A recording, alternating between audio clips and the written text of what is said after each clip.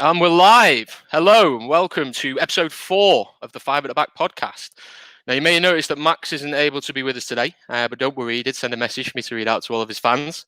1 second, let me just grab it up on the screen here. Yes, people, what's going on? Anyway, I'm Tilly.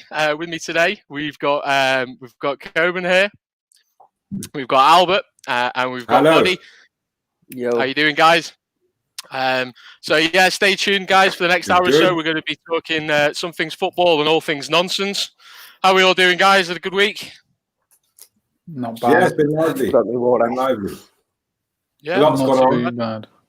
Exciting times as the Premier League is back tomorrow, boys.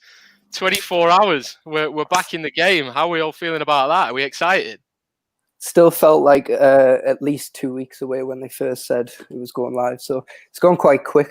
I think everybody else can see it. Well, yeah, I didn't even realise it was on. Yeah, I literally thought it was the weekend, and then I saw what's it called on Flash Scores. I was like, the Prem's back tomorrow. So yeah, it'll be good. Good to get going again. It'll be great, and obviously we're going to see quite a few changes in the way the game's actually going to be played. One of the most notable things, teams in the Prem now be allowed 5 subs per game, with up to 9 players on the bench. Coben, how do you think teams are going to adapt to this sort of new substitution ruling? Well, I actually think it's really interesting because initially reports from Germany in the Bundesliga, where they first implemented this rule, suggested that most teams weren't actually utilising the full 5 substitutions. So a lot of teams carried on with their usual substitution patterns and only used the extra substitution in the case of injury, kind of in the way it's been intended. But it can be a tactical revolution in the game, at least for the temporary period that it's implemented. So we have seen teams, for example, in Serie A, we've seen a team switch out an entire midfield 3. It didn't really work. There was a lot of discontinuity between the team that was on the pitch and the teams that came on. So it'll be interesting to see how it works. I mean, there's a potential to have a team like Manchester City have Raheem Sterling and Riyad Mahrez run at you, gung-ho, full pelt, full power, full pace, going into all tackles because they know if they get a yellow card, they can get slung off, and then swap them off at halftime, bring on a Bernardo Silva and a Leroy Sané and have them do the same. So there is great potential for teams to take advantage, but also we've got an example already where wholesale changes can actually be a damage to the team. So we'll see how it all pays out. I think teams like City, with big squads, a lot of depth, and a lot of tactical flexibility, players that can play in multiple positions, will be helped out a lot. But I also do think that smaller teams, for example, if you're defending a 1-0 lead against City, you've managed to get a scrappy set piece. You can have 2 centre-backs absolutely kick the crap out of all of the City players, sub them off when they're on yellows and they're on the last warning by their referee, and then just have another set of centre-backs do the same. So there is a advantage. Do you think there might be a little bit of the referees being stricter with their bookings and cards then for these remaining games, knowing that teams might try and take advantage of the new system and to sort of the means that you've just mentioned? Do you think that might be something they've been told to look out for by the FA? I think a requirement for that to happen would be for referees to have any sort of worth or integrity in modern football.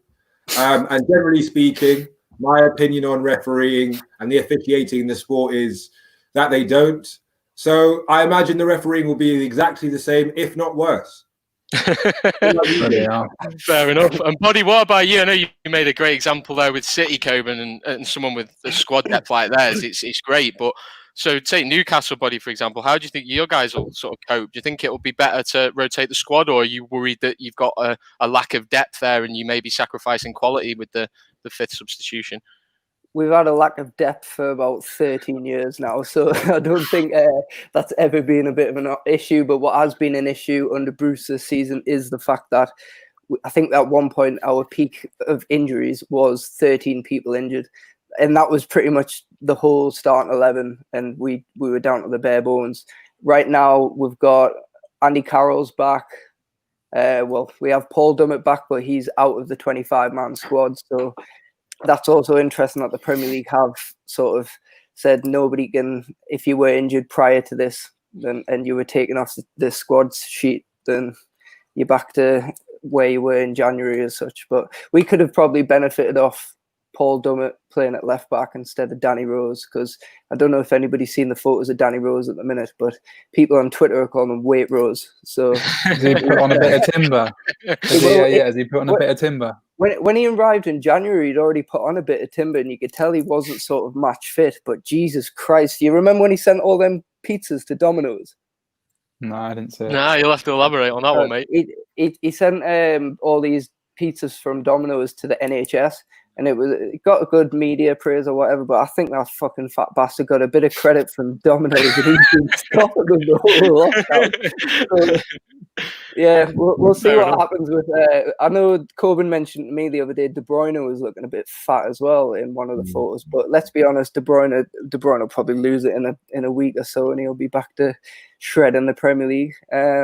I mean, some players have gone the other way, though. I mean, I've seen some photos of Mason Greenwood since lockdown, and he's sort of put on mass. He's looking fitter than he ever has and looking like a decent-sized lad now, which is obviously one of the areas he was behind in the game. He was always talented and quick, but one of the things he lacked was that strength, and it seems that he's really put himself to work through these last couple of months.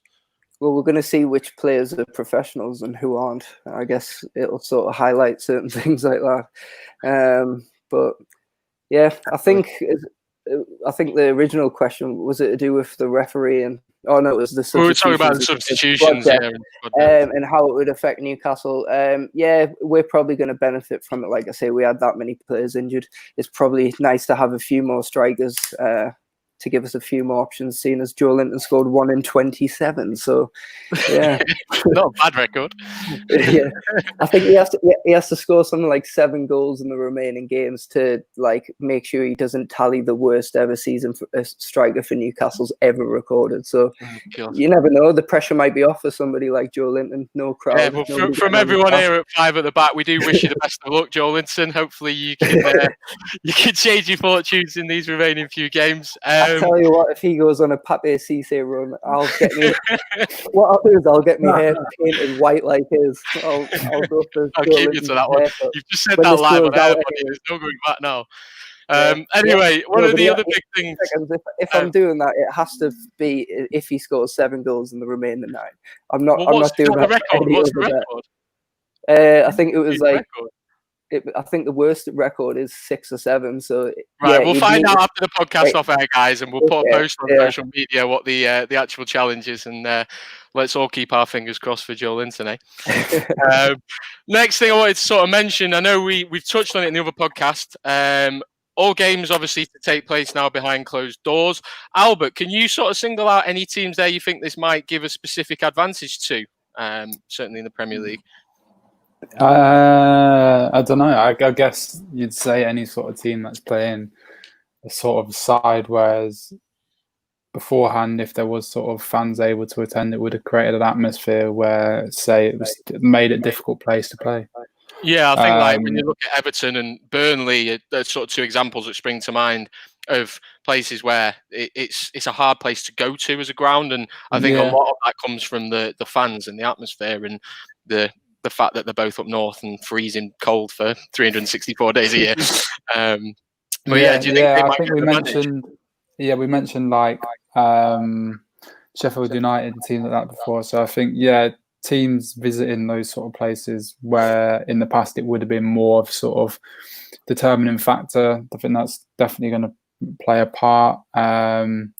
Maybe a bit of a hindrance for some teams as well. You've got like teams, obviously like those ones we just mentioned, but you've also got sort of teams like even Liverpool, sort of, especially when you've got like 2 heavyweight teams playing each other. I think when those matches are so tight, often home advantage can be sort of critical and deciding factor. And obviously they'll be playing in their own ground, but whether the sort of lack of engagement from the fans and all these different things is going to sort of affect the home team, so it'll be sort of a bit more of like an even playing field. It's all up in the air, and I think it's sort of the first few games will sort of actually be maybe set the trend and sort of like obviously will give a first impression, but sort of maybe we'll see how it goes for the rest of the sort of games that are left to play after the first couple of match days.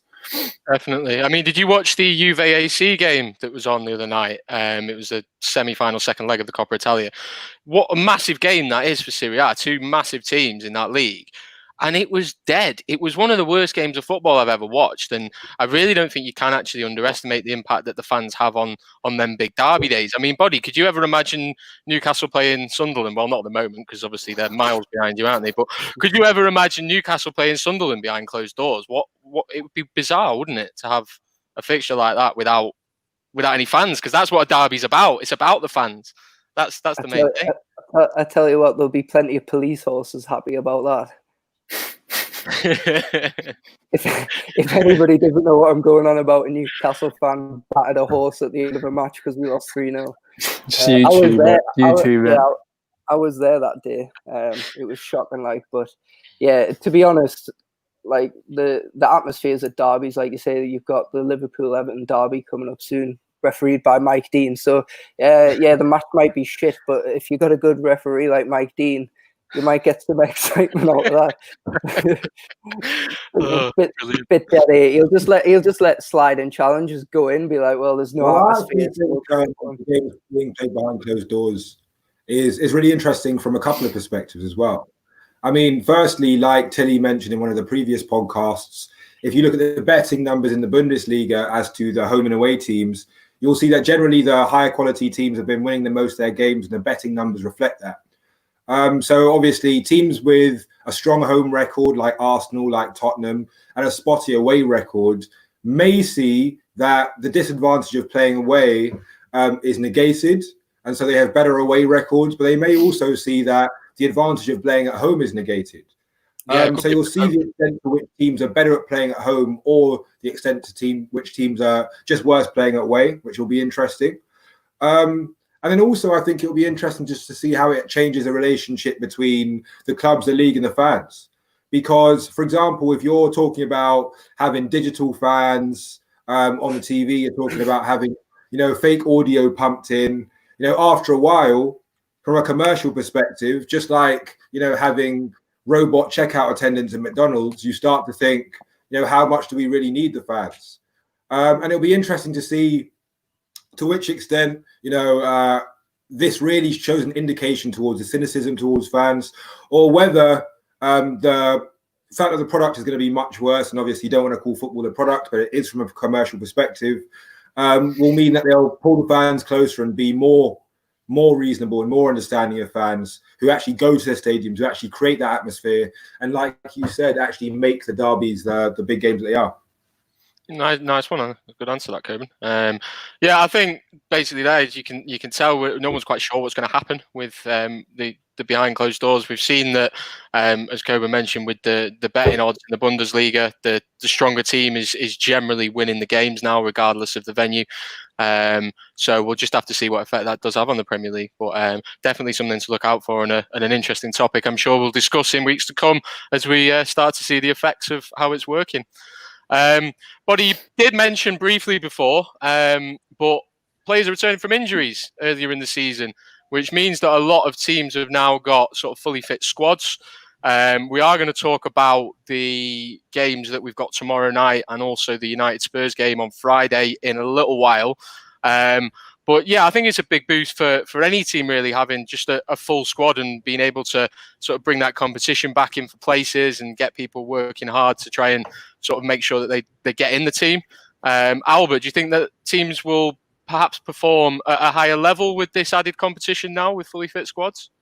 I think they have to, really. I mean, I'm just thinking about some of the players, especially if you look at a team like Tottenham, for example, where they've been missing. I think before we had the break with the pandemic sort of coming into it's like whatever it was. I've got them here for you, actually, Albert. Well, we had I think it was Son and Kane, just off the top of my head.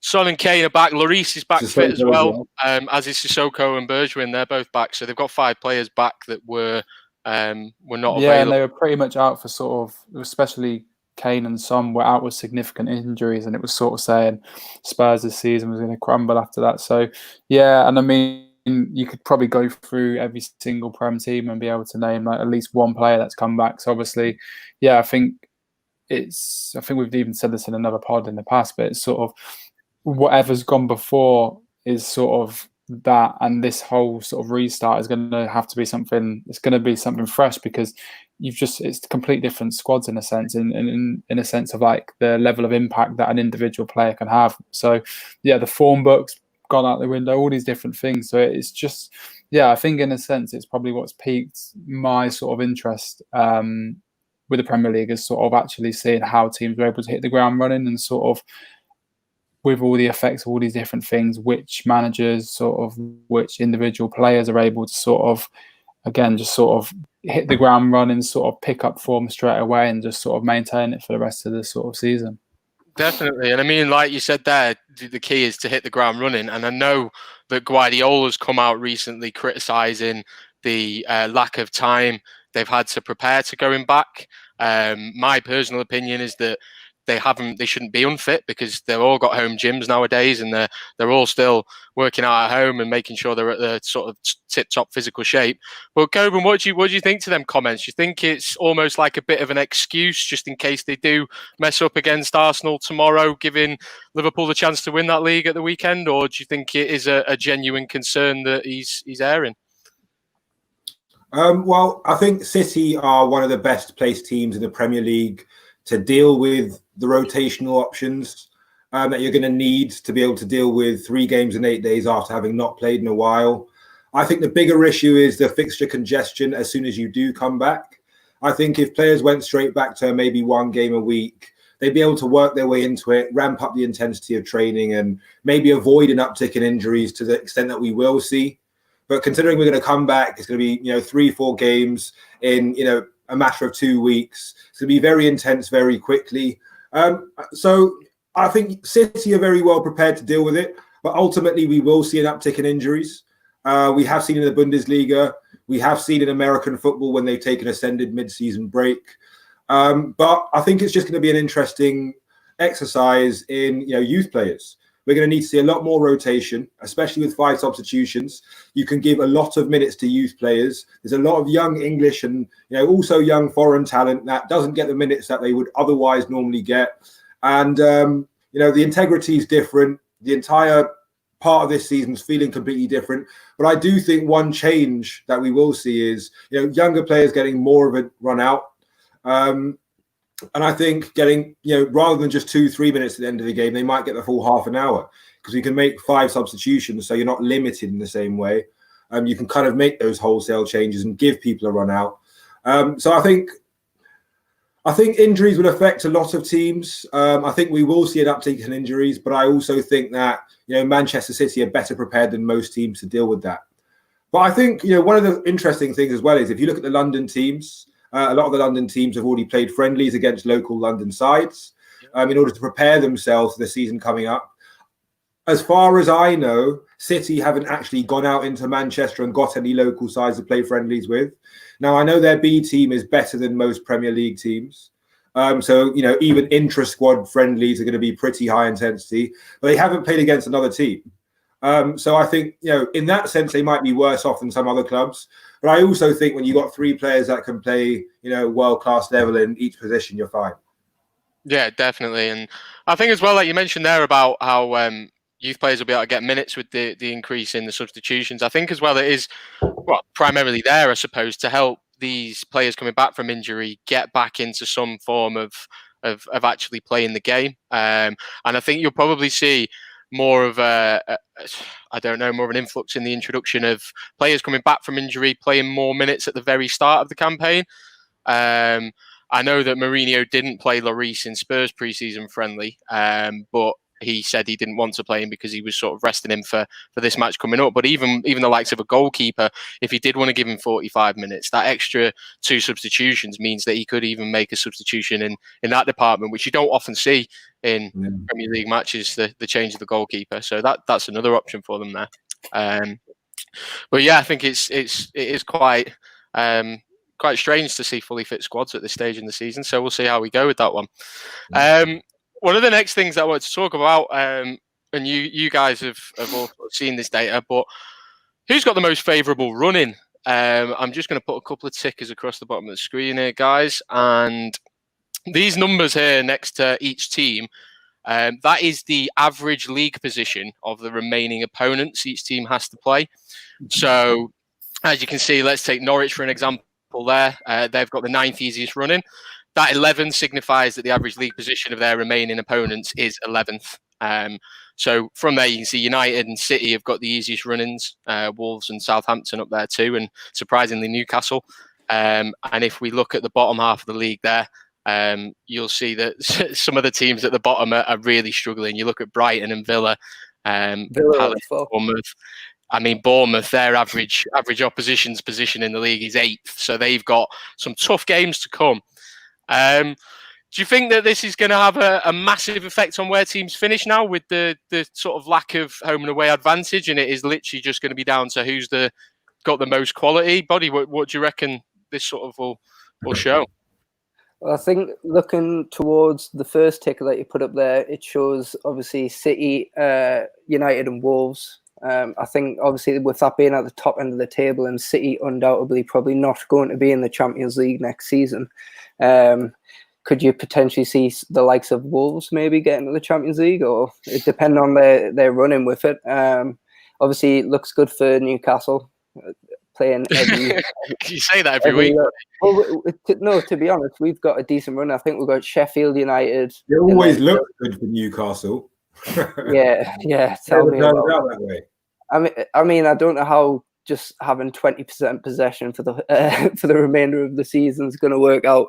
Like, I think, again, Corbin, me and you were talking about the other day, Newcastle won't be able to play the same game plan of sit back and drop deep, because can you really put up with 90 minutes of just people hammering you, but no crowd to get you back into the game at all? So, yeah, it's going to be interesting to see how teams go into this last run. I think looking at that bottom bit there, though, it doesn't look good for Bournemouth or Villa. So, I'd probably tip them to go down with Norwich in the last few games. So, I think out of the 3 teams, though, I think Villa might have enough quality just to escape it. If I had to choose, I think Bournemouth, this is their time to go. Don't know what the other boys think. We'll follow on from what Body just touched on there, just to go back to what we were talking about before. In terms of the effects of behind closed doors on football, we were talking earlier amongst ourselves off pod about what kind of teams stylistically would be affected by being behind closed doors, and we do think teams like Sheffield United that have a strong, passionate support, do spend long periods of time without the ball, and are very, very effective and efficient on the counter. I think they will be disproportionately affected because, like Body was alluding to there, Newcastle often have 20% possession. You absorb that pressure. Someone puts in a big crunching tackle. The whole stadium gets behind you. The energy in the stadium changes. Momentum changes. You're going through waves of pressure, and maybe you get a goal and you sit back again. Without that energy behind you and without that change in momentum that, a John Joe Shelby tackle straight through the back of Kevin De Bruyne can bring you. He doesn't do that anymore. He's changed. 80 just become waves and waves and waves of attack for the full 90 minutes. But in terms of running, I think it's really interesting what you see in the terms of the running in the Premier League table. So you have 2 teams that on the table, Wolves and Sheffield, are right next to each other in, I think, 6th and 7th. But you see Wolves with the 3rd easiest running, and you see Sheffield United in the bottom half. So I think, considering how close that kind of battle for 3rd to 8th is, I think that could be a really interesting one. I also think the fact that Tottenham and Arsenal, who are very close to each other in the table, are also very close to each other in terms of the run-in, means that the results for the rest of the season are going to be very, very important in terms of whoever finishes above each other in that respect as well. And because they've both got new coaches in this season, it'll be a good chance to see what Arteta in his first season is doing compared to Mourinho and what's potentially his last. Yeah, definitely. And I mean, it is interesting to look at these sort of run-ins as figures to give you an idea of where teams are going to go with that. And I think, Albert, I know that you've been pretty upset and disappointed in the sort of last 10 days with what's happened with Peterborough. obviously they were looking like they were going to get into the playoffs and had probably one of the easiest run-ins left in the league, but the league opted to end the league on a points per game basis. Do you think they ever considered bringing something like this into the equation to look at finalising the league positions as to what the run-ins were? Or do you think it would have been more fair had they looked to do that? I don't know. It's tough to say. I think ultimately, even in this podcast alone, we've discussed it. It's so hard to predict what's going to happen sort of when football restarts again. So obviously, we can look at this. We can look at these sort of standings. But if you want to play devil's advocate, you can also say, well, how much of the season for this individual team has been played without this player who's now back, and actually where would they be in the table if they were back, or different things. I don't know. I think it's interesting.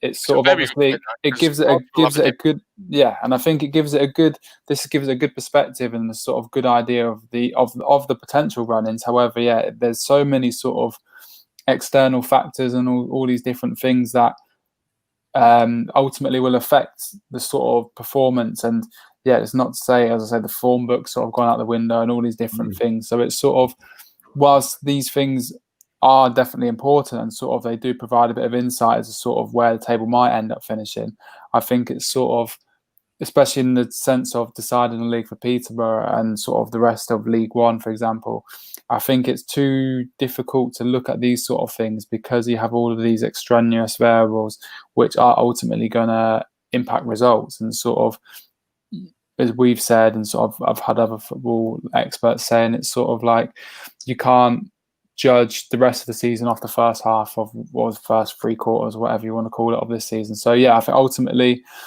it gives a bit of insight, but I also think it's sort of, I wouldn't expect the table to end up exactly how that sort of thing predicts, just because of all these sort of different influencing factors which probably weren't accounted for in the rest of the Premier League season.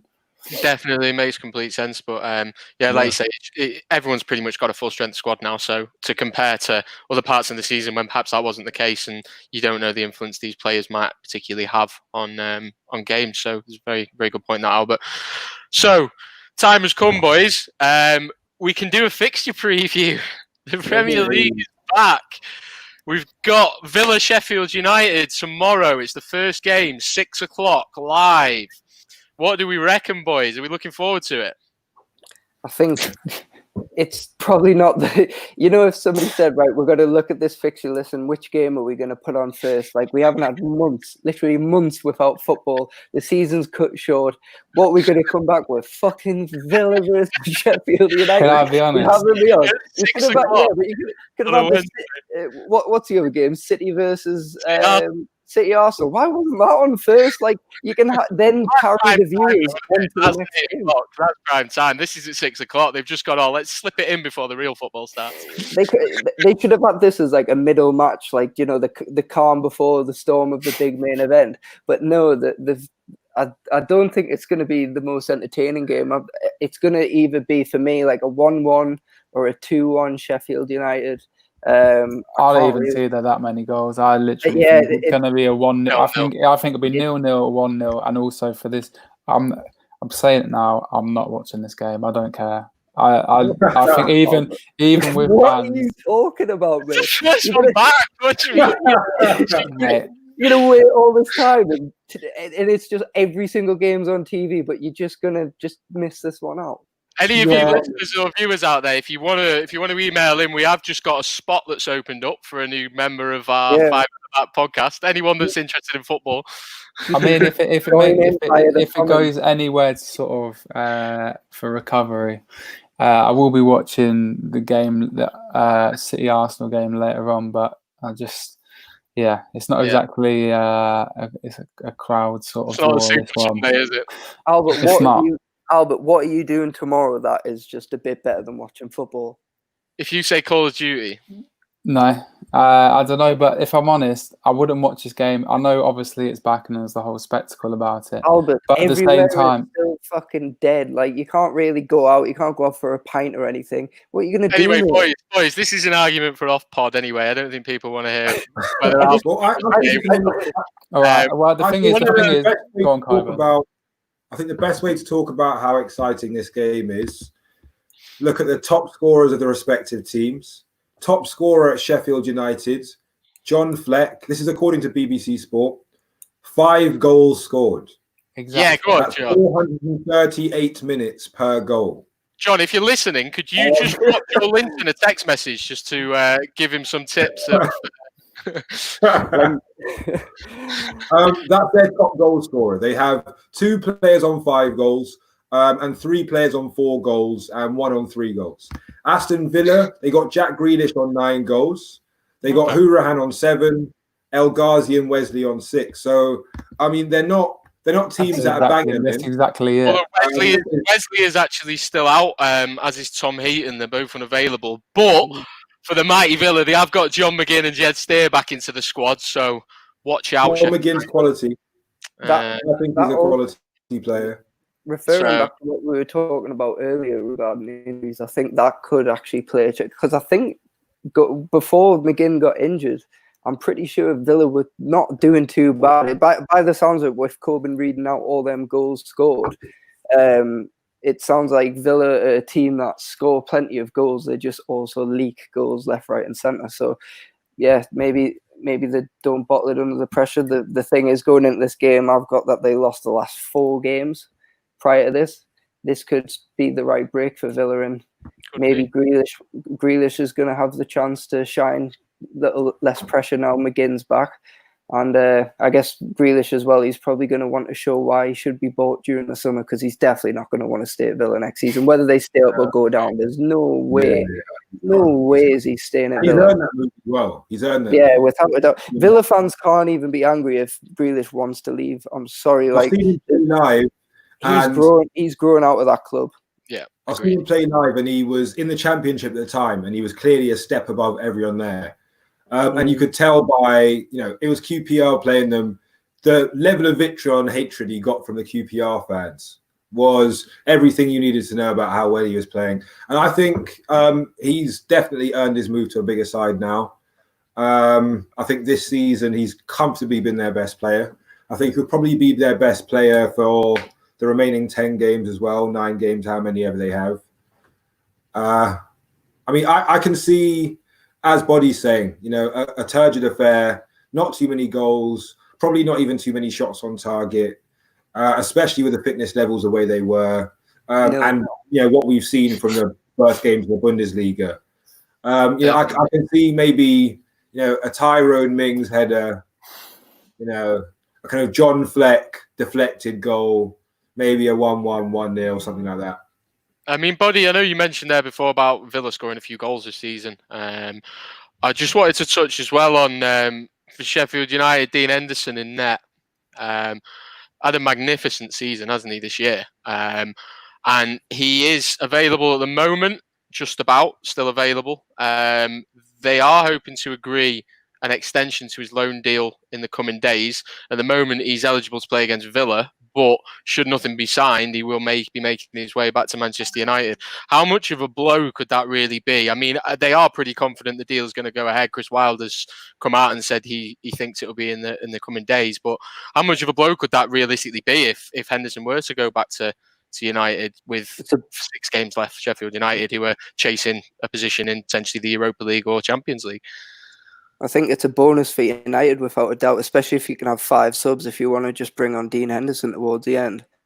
I'd go as far as saying Sergio Romero's the best second choice goalkeeper in world football anyway. So I'm unsure about that stat, but even a better one. I think would you see Dean Henderson as a future United goalkeeper or? Yeah, definitely. I don't see how he couldn't be. I think the kid's got talent. I think he's proven himself at the highest level this season. And there are signs of sort of age starting to creep into De Gea's game now. I know he's not particularly old, but he just started frequenting mistakes in recent times. And I'm not saying his time's limited, but I do think Dean Henderson seems like the natural replacement for De Gea when the time is right. I mean, would you let De Gea go? Would you just keep him? Just be like, look, mate, we want to go with a more youthful goalkeeper. we want to give Dean Henderson a chance and keep a hold of De Gea as a bit of an experienced goalkeeper as your second choice. Offload I He's think him. not. De Gea is not second choice goalkeeper. He's not. Have Gea a would be day the off. first He's paying choice. way too much money for that. Realistically, I think what will happen is Lee Grant's going to go and Romero's probably going to go as well, and Dean Henderson will come in as second choice to De Gea for a couple of seasons. I don't think he Henderson would do that. I think play in the cup games like Romero has. He'd play him in the cup games, and he would learn. I don't understand why Henderson would pass up the opportunity to learn from the world's best for a couple of years before coming the goalkeeper of Manchester United. It seems like the perfect route into that elite football. Then you loan him out again. Wait, we're saying elite and Manchester United. Well, maybe not in recent times, but come on. I think he's played enough games this season. Sort of, he's got decent enough reputation. There was sort of, I say calls, but there was stuff linking him with potential England squads as well. I mean, if you look at the pool of England goalkeepers at the moment, you'd say he's probably been one of the most consistent throughout the season. He's on track to be England number one. Pretty much. Well, this is it. Jordan Pickford's had an awful season. Oh, here we go.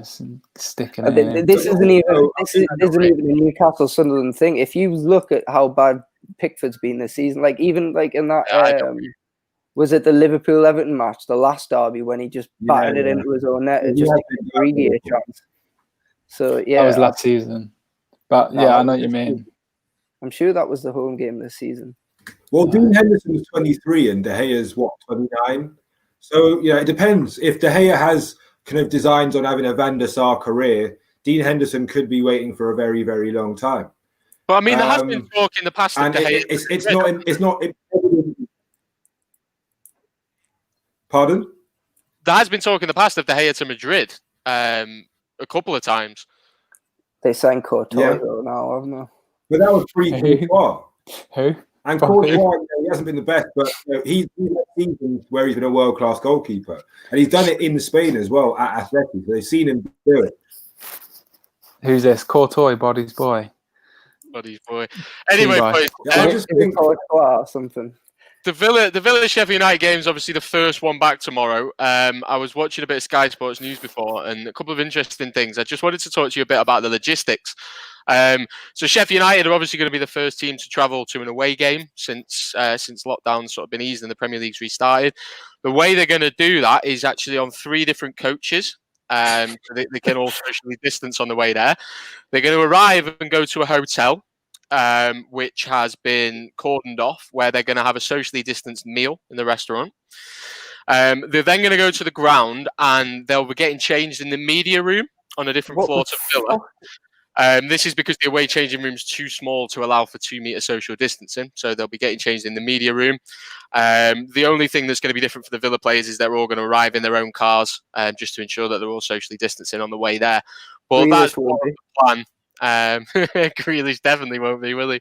That's sort of the plan that they put in place. I can't see there being too many problems with that. Any of you guys, anything jump out there that you think might cause an issue, or do you think that that's quite a decent plan they've come up with there for the travelling teams? The thing that jumps out to me about that, obviously, it's like, I guess you'd say legal sort of measures that have to be taken. However, if somebody scores a goal, you're telling me a team that I've just had to do all those necessary precautions are then not going to hug or something like that. I don't know. Obviously, I think, as I say, for probably like legal reasons and all these different things, they have to adhere to those sort of protocol and sort of actions. But it just seems, I don't know, as I say, sort of if they're going to be hugging or whatever when they score a goal, it seems a bit unnecessary. But I don't know. That's just sort of how I feel. But I think as well, you've got to consider that that's not just going to be the players on the coach, is it? You're going to have the coaching staff and of course. Yeah. So they're not going to be particularly doing that. It'll be interesting to see what the setup on the benches is like, because I know all of these guys will be tested before the game, so there should be no problems with anyone actually having the virus. But it's difficult to put these measures in for social distancing outside and before the game to then scrap them completely during the game, like you say, Albits. Yeah. Surely, though, if they've all been tested and they've all got the results come back that they're negative, what difference does it mean if they're on 3 different fucking buses? Like, I don't think the tests are wholly accurate, to be honest, buddy. Because who was it that what was it? So he was the lad. Norwich. It was a Norwich player. Yeah. He tested positive in the Oh Premier yeah, League. he did it again. It come back as negative. Private test, and it come back as negative, but he's still classed as having it because the Premier League test came back positive, even though he's since gone and had another test that says he's negative. But he's still classed. Want to play Norwich, Jesus. So he won't be able to play. He won't be able to play. He's got to isolate now, even though his private test come back as positive. The official one from the Premier League testing came back as positive, rather. His other one came Have they back. named him? Yeah, they did name him. I can't remember who it was, to be honest. To be honest, you could read out a list of names, and I wouldn't be able to tell you if any of them were Norwich players or not. Yeah. But yeah, it sounds like the pie they sell at half time. It's an interesting one, I suppose. But yeah, that's how things are going to be going forward. But anyway, enough of this. Let's talk about something a bit more interesting. Coburn, your boys are back. Yes. City Arsenal, 8:15 tomorrow. Let's go. What are you thinking?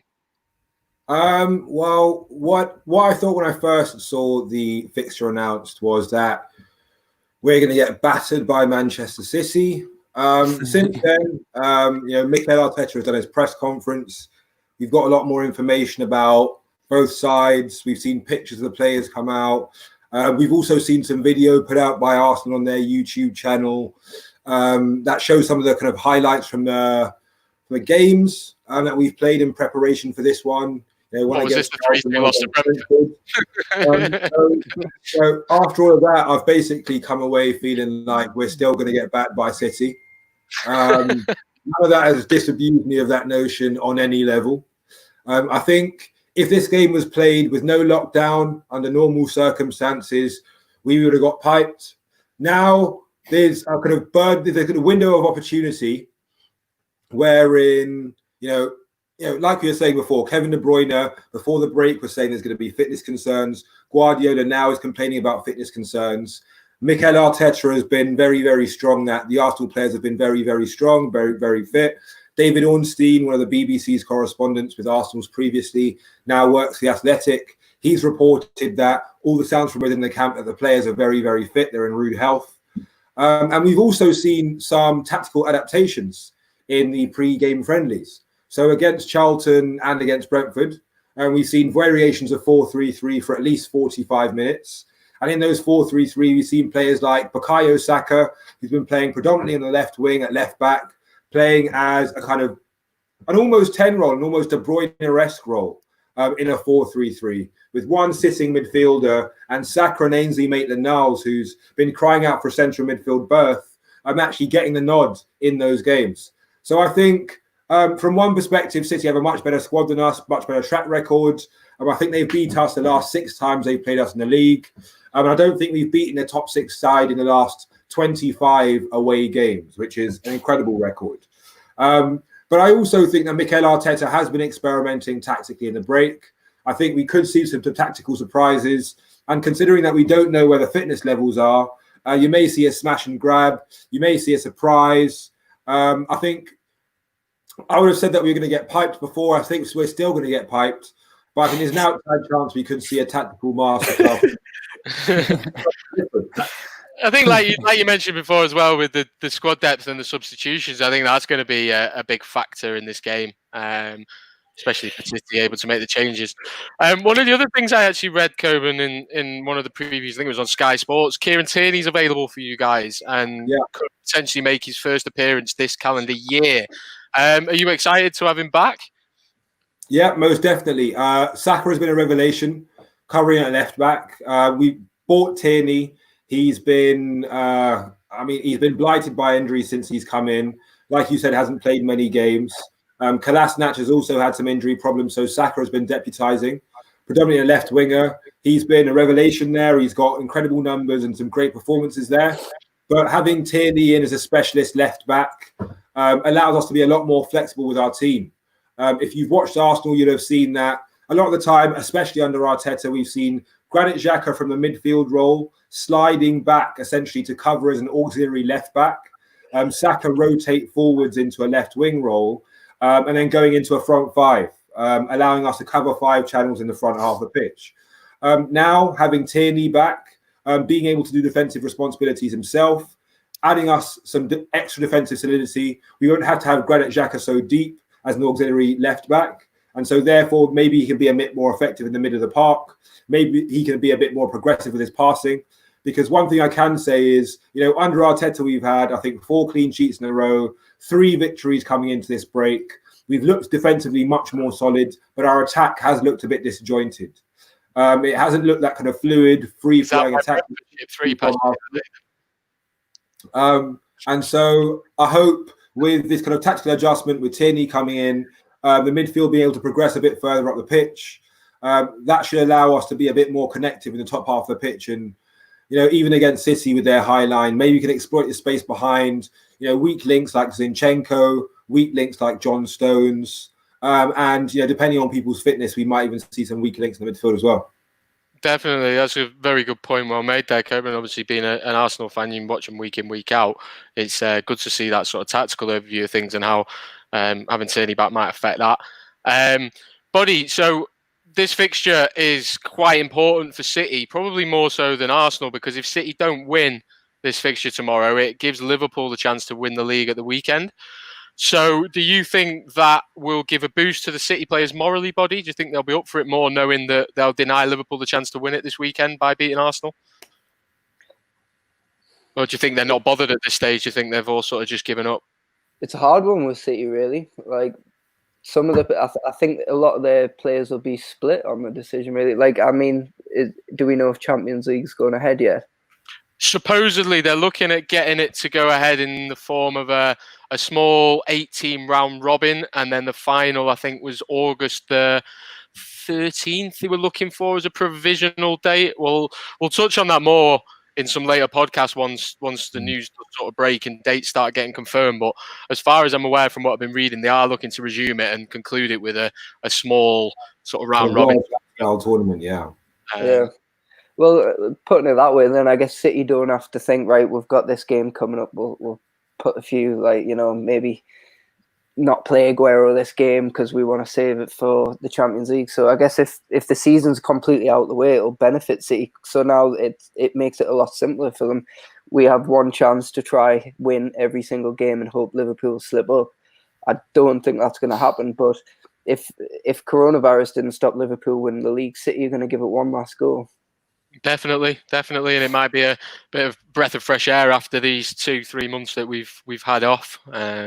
So that is an interesting one. So yeah, two decent games there. I think City Arsenal's obviously the one to watch tomorrow night, but it's great that football's back. And to be honest with you boys, I know you said you didn't watch it, Albert, but I quite enjoyed watching Sheffield United this season. I think it's been quite enjoyable to watch a team that have come up do so well and compete at that level, and for that reason, to be fair, I wasn't saying Sheffield. I haven't watched Sheffield United. I've watched a few games, and to be fair, they've been quite entertaining. But it was more just about the spectacle of that as the first game back. And I mean, I've watched a few Villa games, and I don't want to offend any Villa fans if we have any watching, but I'm not great. I'm not anybody. Right, if they're not here, I hope Villa go down. All three of you, either of you are Villa fans. Yeah, what's it called? I'd love Villa to go down. I think they were one of those teams where they just sort of clung on for the Premier League sort of like status for like however many years, just playing crap football, relying on Benteke for a few years to sort of like keep them up, and then we'd only just got rid of them, and then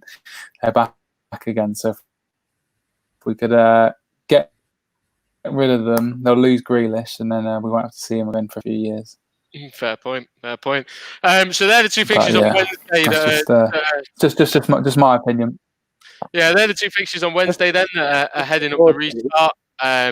We are going to have a little look now onto Friday. We've got another big game this weekend. It's Spurs versus United, which is at 8:15 p.m. on a Friday. First of all, Albert, how good's a Friday night game? Yeah, it's good. Well, yeah, I mean, like he's probably not watching that either. Under the either. lights, which is always good. Yeah. No, what's it called? Yeah, I think obviously you say a Friday night game, usually you get a lot of fans in some English, but a lot of like European football that are sort of like massively opposed to this whole like football on a Friday. However, obviously, given the sort of scheduling of the restart, it's sort of going to have to be sort of whenever they can get it in. But obviously, yeah, Friday night, people finishing work, people sort of be able to watch it socially distanced, sort of in gardens and stuff like that. So yeah, I think it will be a good game actually. Hopefully, sort of like, obviously for all the spectators, the weather's decent, so people can sort of like get together and enjoy it.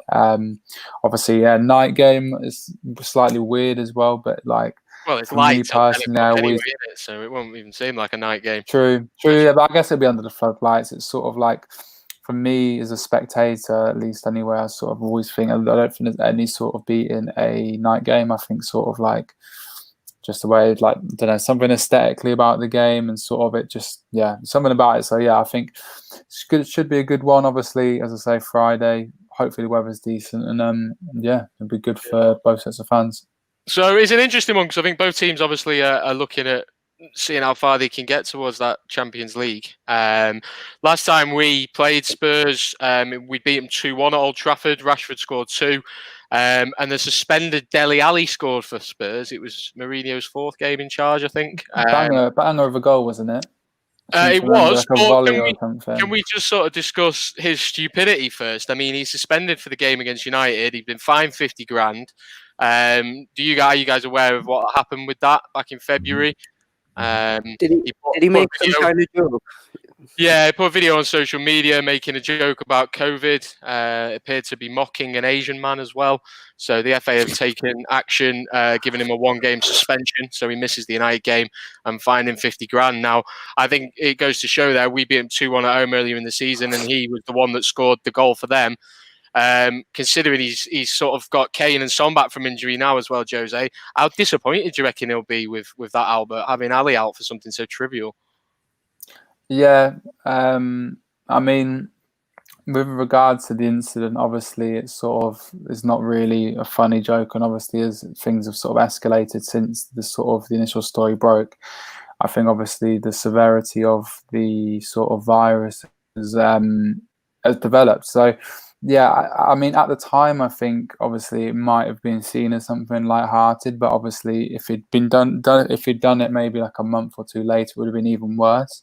So I'm not trying to defend him, but I also think, I mean, he was fine. Was it last week or so? So sort of they've had a lot of time to sort of like mull over this decision. And as I say, I think given the timing of when he did it, maybe it was, I think he as an individual might have thought of it as something a bit more light-hearted, whereas he probably wouldn't post it now. Definitely. I mean, I think as well with the actual. I have also seen a lot of backlash. There's been. Sorry, my internet's been a bit dodgy. Don't worry, mate. I'll go to Coburn. I'll just pass over to you, Coburn, quickly. Can you then. hear me? Yeah, we've got you, Al. So Coburn, with the punishment there, obviously Ali's been suspended for 1 game, and I think personally a lot of that is to do with the racial issues surrounding his post, in that he was seen to be mocking an Asian man. There are other players in the Premier League that broke lockdown rules and other similar things relating to COVID who haven't been banned. Do you think that that's probably the main reason that the FA decided to ban him for a game, was the racial element to his post? Do you think that the punishment was not severe enough, or what are your thoughts on that? Yeah, I think it's definitely to do with the racial element to his tweet, or however he posted that social media post. I've seen the post. It's in bad taste, but it's not necessarily malicious. It's more just stupid and in bad taste. I think really the point they're making there is, number one, the racial connotations make it completely unjustifiable. And number two, in the current climate, that's even worse. Because as Albert said, at the time, it might have been quite a lighthearted issue. But over time now, we've seen the consequences. The Premier League can't be seen to be condoning making light of an issue that, has taken lives, and especially being light on racism during a time where racism is definitely at the fore in kind of the football mind. I think it'll be interesting with Mourinho not having Dele. I know he's one of the players that Mourinho is most happy to work with and had the best working relationship with, certainly in the beginning. Famously, he told Dele Alli, are you Dele or are you Dele's brother? Because you haven't been playing like Dele. And I think Dele in his first 4 or 5 games under Mourinho was definitely one of the best players in the team. So I think it will be a big miss.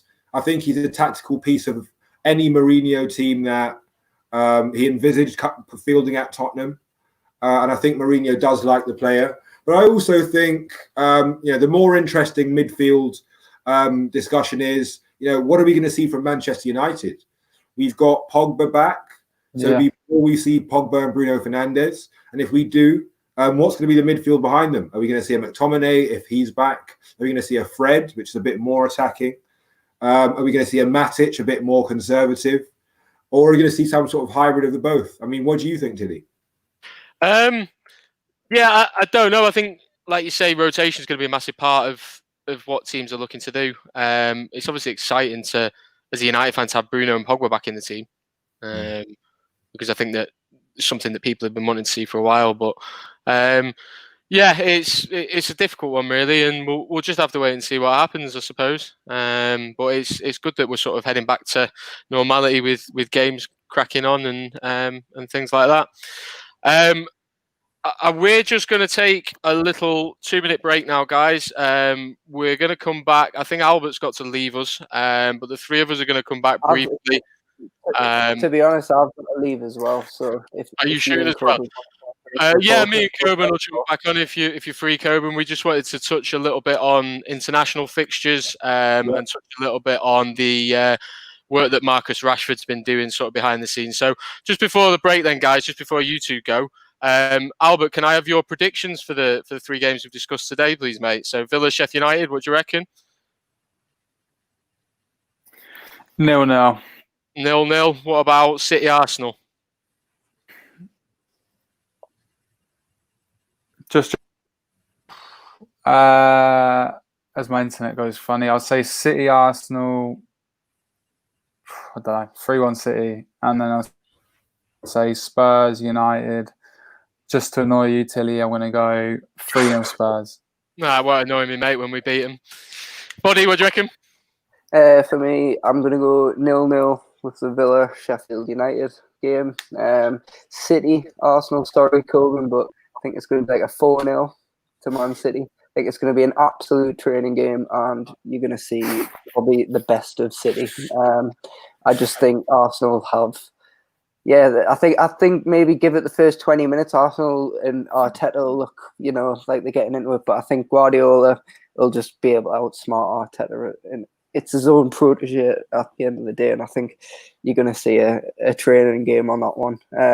As for Spurs United, I think with the likes of Rashford being back, I don't know if I only seen the highlights of the West Brom and Man United game, but I asked you if you'd seen the highlights today. I don't think I ever got a response, but United looked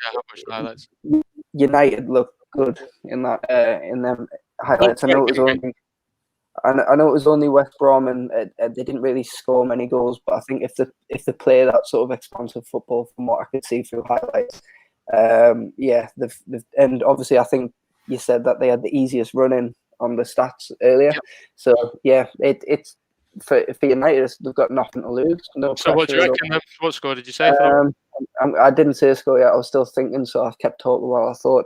I'm going to go with a 2-0 Man United. 2-0 United. Interesting. Yeah. Coburn, what about yourself? I think in terms of Villa Sheffield, I think we will see a 2-1 Aston Villa. Yeah. What about the next one then? Potentially wishful thinking, potentially not. Arsenal versus City, I'm going to predict a 4-2 City. Right. I think their defence looks vulnerable. I don't think they'll be able to keep the clean sheet. And I know we have 4 clean sheets coming into this game, but I think, Aguero scored 3 goals in this fixture last year.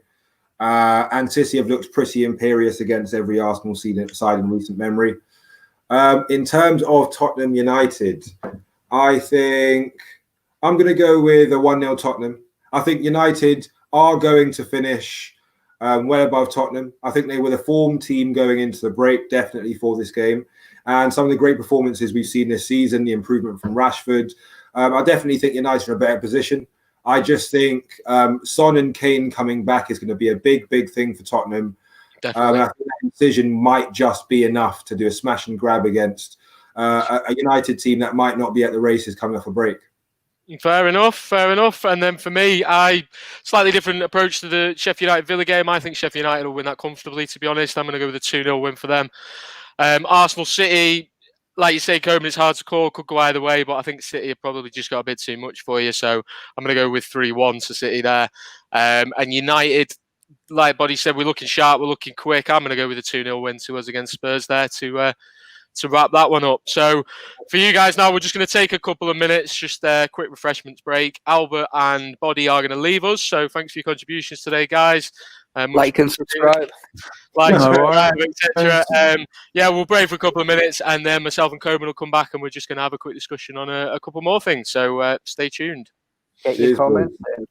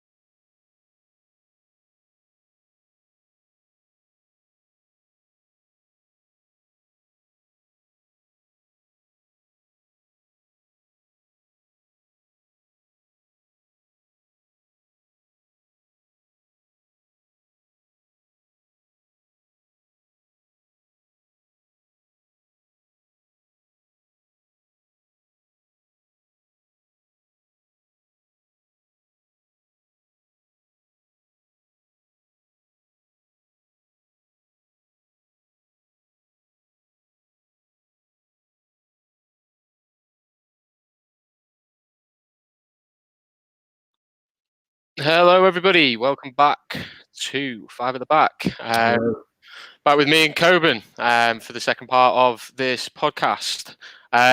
We've talked about some of the games that we've got coming up, the return of the Premier League, other factors that have affected that and will affect that in games to come. One of the next things that I just wanted to discuss really was the fact that today UEFA have come out and said as international fixtures will go ahead as planned in September, which would see England travel away to, I think it's Iceland and Denmark in the Nations League.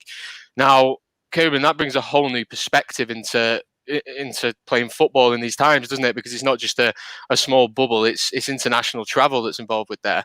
Do you think that they may have to revisit that decision to say things are going to go ahead as planned, or do you think by then we may be in times where they can go ahead their fixtures? Yeah, I definitely think even from their perspective, they'll know that those dates are provisional right now. They can't be concrete, I don't think. I don't know what goes on behind closed doors, but the situation is still too fluid now for me to assume that they're 100% all in with that as a plan. Personally, from my perspective, we're talking about internationals. I don't think that sits right with me, having that happen so soon.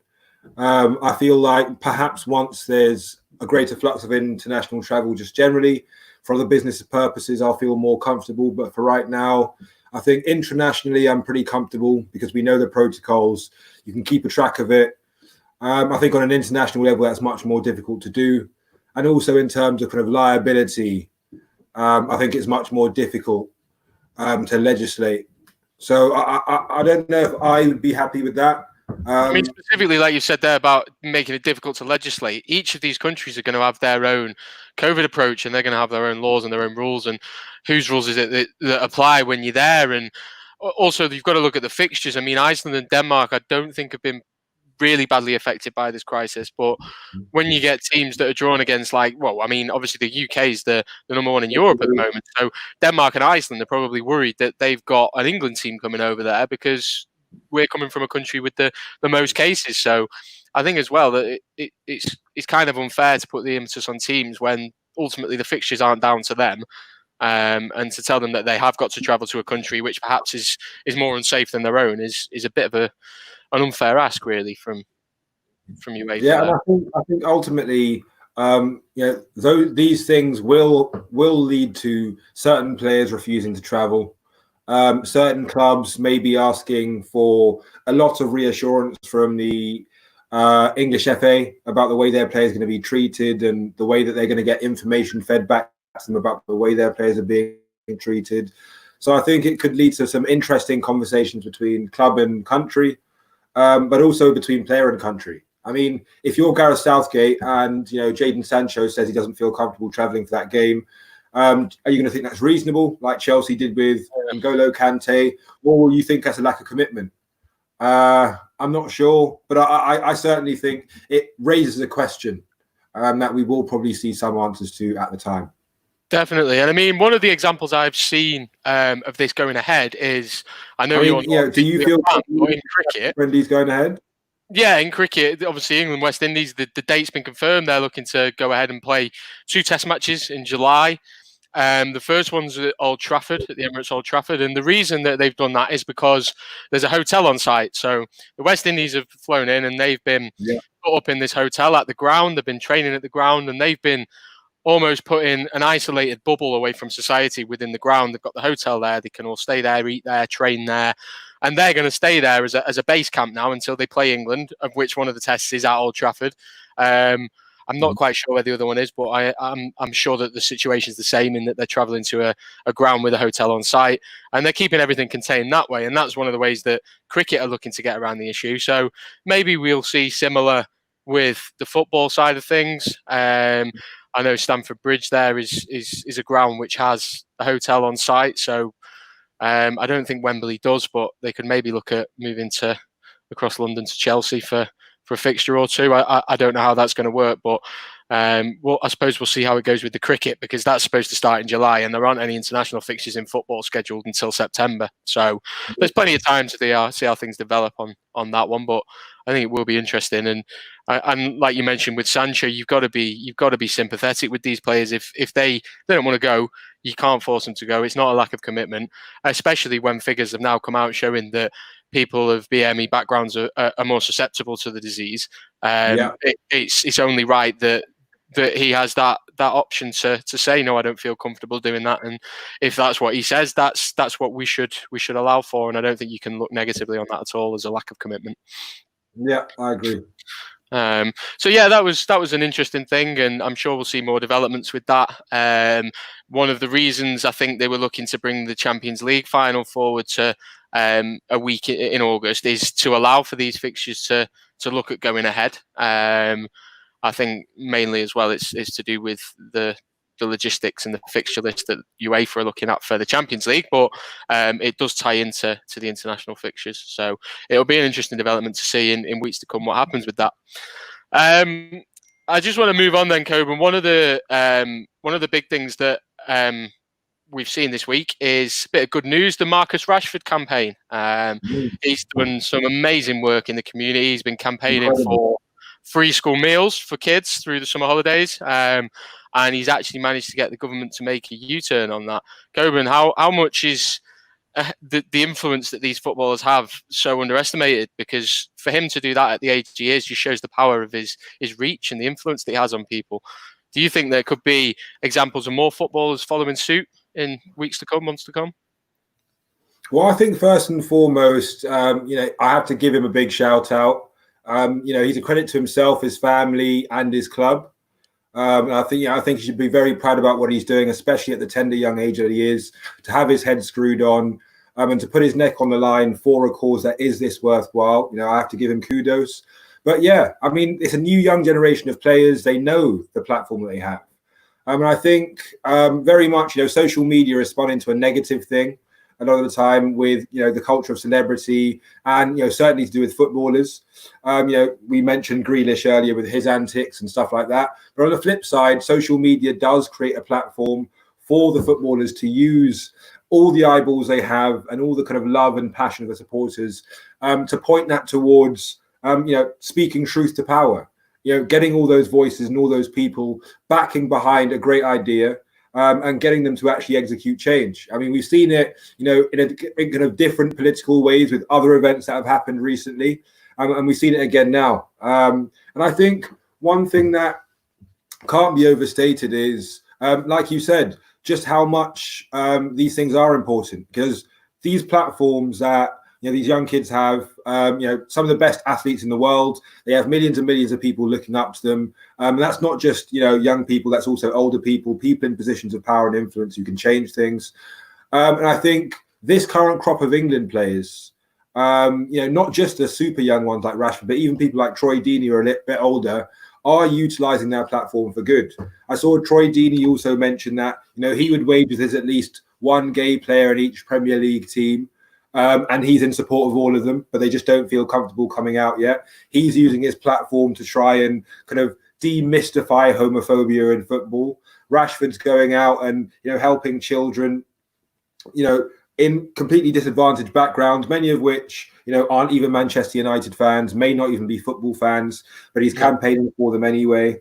Well, I saw Liverpool tweeted their gratitude, didn't they, to Rashford? And they just said, you might be playing for one of our biggest rivals, but your work's going to benefit so many young, underprivileged children in our community. Much love from Liverpool. And I thought that was a nice touch, considering the rivalry between the clubs. But it really did show that some things do penetrate deeper than football. And these issues need to be regarded as serious and something that these guys have got the ability to change if they do put their mind to it. And he's led by example, Rashford, and I'm proud to be a United fan and proud to support him from that perspective. But I'm proud to be a human as well, because the class that he showed with that work is second to none, really. I mean, it's always been an element surrounding football regarding sort of charitable contributions. I think it might have been Gary Neville that set up a charity with the England team, whereby their match fees would all go straight to this charity that he'd set up, because obviously loads of them are on 6-figure a week deals at their sort of respective clubs. So 10, 15 grand match fee is pittance to them, but since its inception, obviously they've helped loads of people. And I know people have also praised Rashford for his influence on social media and the way that he's penned this open letter to MPs. I think you've also got to remember he's personally raised just over £20 million for this cause. So even though he's got the government to make a U-turn, it's not just because he's got this reach on social media. He's put a lot of time and effort into to raising funds to help these people as well, and it can't be underestimated. He's setting an example, and it's a great one. And it's not just a great example for the people out in the community, but it's a great example for other footballers. I always find myself, and not just footballers, everyone with a platform and with the power, money, and respect to be able to actually help the world. Marcus Rashford is going out there, during a time when people are down, a lot of people are feeling sorry for themselves, a lot of people are worrying about what's going to happen to their careers and what's going to happen to them. Rashford's kind of encouraging all of us to go out and look outwards and see, how we can be a part of the solution. I think that is really impressive from the young lad. But I also do think, currently, I think football is reforming its image. I mean, at the institutional level, we've got a lot of corruption at kind of the FIFA level, the UEFA level, a lot of accusations at that level. But in terms of the players themselves, I think, the footballer of a yesteryear was known for, drinking, essentially not being part of, the accepted community of people with a respected opinion on society. And I think a lot of these footballers are changing that now. I think I was impressed by Raheem Sterling going on Newsnight. I've been impressed by some of the social commentary that we've seen from multiple players. Mesut Ozil stood up for the Uyghurs that have been held in concentration camps in China. Footballers are actually utilising their platform not just for commercial reasons, but also for social reasons. And I think it also speaks to the football clubs themselves. I mean, we can't act like these footballers act alone. I'm sure Rashford would have had great help from Manchester United as an institution. Oh, yeah. Great help from some of the charitable foundations that they work with. Some of his sponsors as well. You look, at our kits, I'm sure they'll have helped. And does he wear Nike boots, Rashford? So I'm sure they'll have helped as well. And but it's ultimately he's at the centre of that, and he's the one driving it forward. And the fact that he's got these connections to these companies makes it far easier for him to do something like that. And just the fact that a kid of his age has got the mentality to turn around and think, I'm going to do that and I'm going to help people is amazing. And he is a real inspiration, isn't it? Long may it continue. Yeah, long may it continue indeed. On that note, I think we're pretty much at the end of our agenda for today, Coben. Was there anything else that you thought needed mentioning, or are you happy with that? I just wanted to clarify, no one asked me. As an Arsenal fan, it's a United versus Tottenham game. So, this both Arsenal rivals. Which team would I be supporting in my heart of hearts?